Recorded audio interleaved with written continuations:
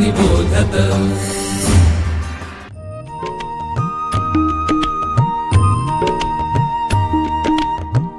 विवेकी अक्षर विवेकी लेखन सुश्राव्य वाचन श्रवणार्थ चरित्रे संस्कारी धीरवीर गाथा रम्य बालकथा अनुभवा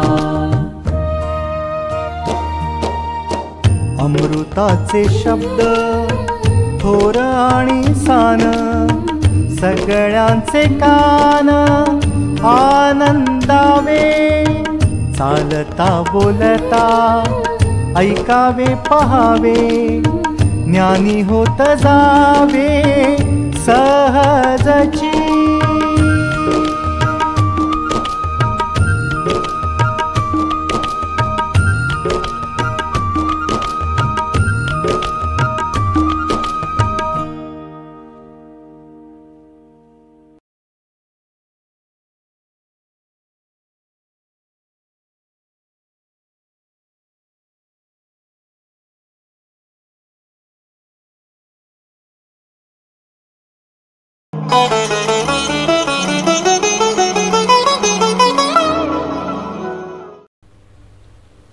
नमस्कार, मी वृषाली निलंगे।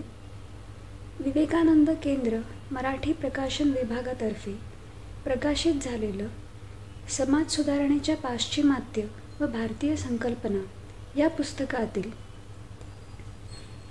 एका उतार्याचं मी भाषण करणार आहे। हे पुस्तक प्राचार्य श्री डोरले यांनी अनुवादित केलेलं आहे। या पुस्तकात काय असेल याची कल्पना आपल्याला पुस्तकाच्या नावावरूनच येते। तर मी आता उतारा वाचायला सुरू करते।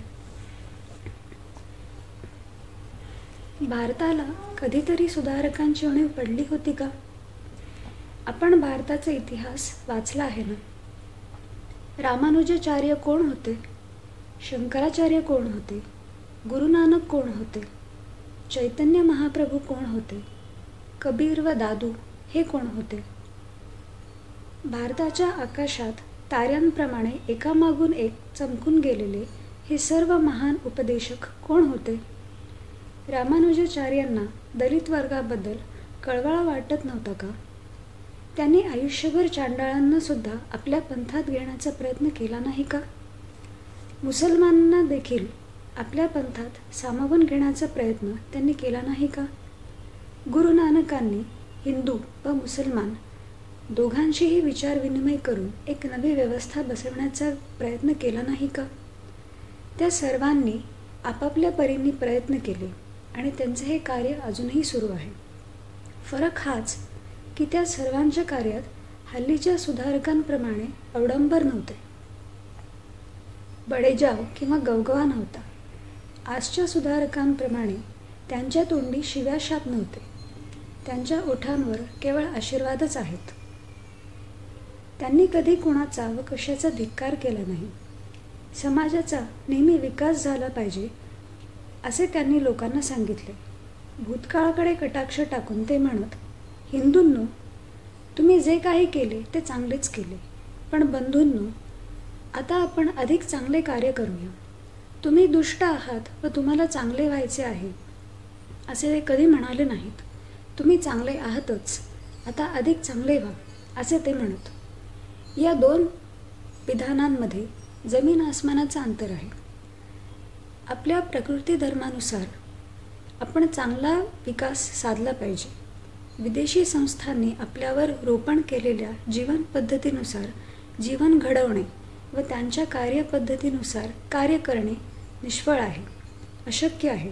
आम्हाला मारून झोडून जबरदस्तीने वळण लावून इतर राष्ट्रांसारखे बनवणे अशक्य आहे। याबद्दल मी ईश्वराला धन्यवाद देतो। इतर जातींच्या सामाजिक संस्थांचा मी धिक्कार करीत नाही। त्यांच्यासाठी त्या ठीक असतील, पण आपल्यासाठी त्या ठीक नाहीत। त्यांना जे खाण्यास लायक असेल ते आम्हाला विषतुल्य ठरू शकते। आपण प्रथम हा धडा शिकला पाहिजे। आपल्याहून भिन्न अशी शास्त्रे, त्यांच्या संस्था व त्यांच्या परंपरा यामधूनच त्यांची सध्याची जीवनशैली व कार्यपद्धती परिणित झाली आहे. आपल्या पाठीशी आपली वेगळी परंपरा आहे, आपले हजारो वर्षांचे कर्म आहे. म्हणून आपण स्वाभाविकपणे आपल्याच कलाने कार्य करू शकू आणि आपल्याला तशाच प्रकारे कार्य केले पाहिजे. प्रकाश आणा, अंधार आपोआप दूर होईल. मी भारतीयांना वारंवार हेच सांगितले आहे की एखाद्या खोलीत शेकडो वर्षांपासून अंधार दाटलेला असेल तर तेथे जाऊन केवळ अंधार अंधार असे ओरडत बसण्यात काय अर्थ आहे? त्यामुळे अंधार नाहीसा होईल का? आत प्रकाश आणा की अंधार तत्क्षणी नाहीसा होईल. लोकांना सुधारण्याचे हेच तर रहस्य आहे. त्यांच्यापुढे अधिक उच्च कल्पना मांडा. प्रथम माणसावर विश्वास ठेवा. मनुष्य हा पतित व अधोगत आहे असे प्रारंभापासूनच का मानायचे? अत्यंत वाईट अशा माणसावरही विश्वास ठेवून माझे कार्य कधी असफल झाले नाही. जेथे माणूस मी मनुष्यावर विश्वास ठेवला तेथे प्रथमतः जरी नेहमीच आशादायक परिस्थिती आढळली नसली तरी अखेर यशच पदरी आले. माणसावर विश्वास ठेवा, मग तो देवदूत दिसो वा खलपुरुष दिसो. मनुष्य चुकीच्या मार्गाने जात असेल तर त्याचे कारण हेच की त्याला सत्याचा मार्ग सापडलेला नसतो. म्हणून असत्य गोष्टी दूर करण्याचा एकमेव उपाय म्हणजे त्या व्यक्तीला जे सत्य असेल ते पुरवा. हे असे करा आणि त्याची त्याला तुलना करून द्या. त्याला सत्याचे दर्शन घडवले की तुमचे काम संपले. धन्यवाद.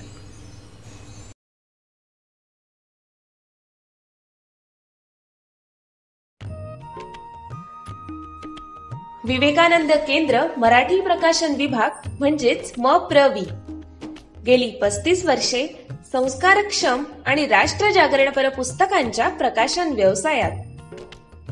135 हून अधिक पुस्तके, 10 लाखांहून अधिक प्रतींची एकूण विक्री, कार्यकर्त्यांना उपयोगी पडेल अशा माहितीची विवेकशलाका आणि केंद्राच्या देशभरातील कार्याचा परिचय करून देणारी कार्यदर्शिका.